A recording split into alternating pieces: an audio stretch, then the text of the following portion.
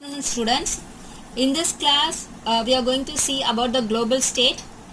Before going into the global state topic, we are going to deduct if the property of the distributed system is true when it is executed. So, some of the examples that we are going to deduct is some of the properties, examples of the properties that we are going to deduct is one is garbage collection, other one is deadlock deduction, and third one is termination deduction, and fourth one is debugging. First, let's see garbage collection. So an object in a process can be considered as a garbage if it is going to have no reference and the memory of the object can be reclaimed and it can be used for some other purpose. So let's see this diagram. Here in process, this two circle, this is one process and this is second process. In this process we have two objects, object 1 and object 2. Similarly in process P2 we have two object 1 and object 2. Now this object 1 is having a reference within the process P1 and object 2 is having a reference in the project P2. Now we have two process in the two object in the process P2. Object 1 in P2 is having a reference to the message. This message is not in process P1 or it is not in process P2, but it is in the transition state between P1 and P2. So this object 1 is having a reference to the message, whereas object 2 is not having any reference either in P1 or within P2 or to any other outside external messages. So this object 2 in process P2 can be considered as a garbage. So once it is considered as deducted as a garbage, now this memory can be released and it can be used for some other purpose. So this is how an object is deducted as a garbage in a distributed systems. And the second topic is deadlock deduction.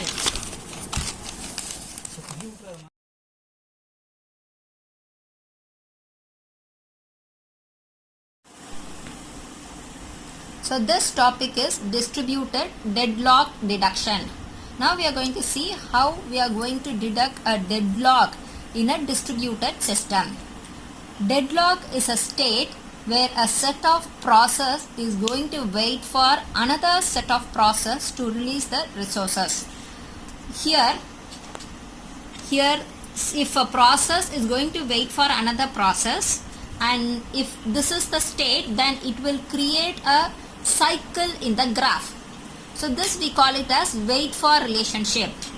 Here in this diagram, process P1 is waiting for process P2 to release the resources and process P2 is waiting for process P1 for releasing the resources. Thus a cycle is formed in the graph. Thus the deadlock can be deducted in a distributed system by using this kind of graph. And next topic is how to deduct a algorithm termination in a distributed system. That is, to deduct a distributed algorithm has got terminated. Now there are some wrong assumptions that are used in this. First is, if a process is halted or stopped, we assume that the algorithm is terminated. But this is false, because the algorithm might have got distributed in two processes or more than two processes. So if one process is stopped, the algorithm cannot be terminated. Second is, if a process is passive, the algorithm is assumed to be terminated. This is also a wrong assumption, because see this diagram. Here we have process P1 which is written as passive and process P2 is also written as passive. Now process P1 will become active once it receives the message, and so we cannot assume that it is passive. Now process P2 is active when it is creating or dealing with the messages, but once the message has been sent, process P2 has become passive. So based on this, we cannot assume that the algorithm has got terminated. And this termination of algorithm is have a relationship with deadlock. But there is a difference between deadlock and the termination. Let's see what are all the difference. Deadlock affects only the subset of the process, but termination affects all the process. It stops all the process. So, but deadlock affects only a subset of the process. And second is process passivity. See, if we assume some process to be passive, it is not equal to process waiting in the deadlock state. Both are different. Okay, process waiting in the deadlock state is different from process in the passive state. So now we understood how to detect a algorithm termination in a process. We'll go for the next topic as distributed debugging. See, debugging is a complex process in distributed system. The part of the project, same project, will be distributed in different systems, and different systems has multiple processes. Now, if a variable in process 1 may also available in process 2.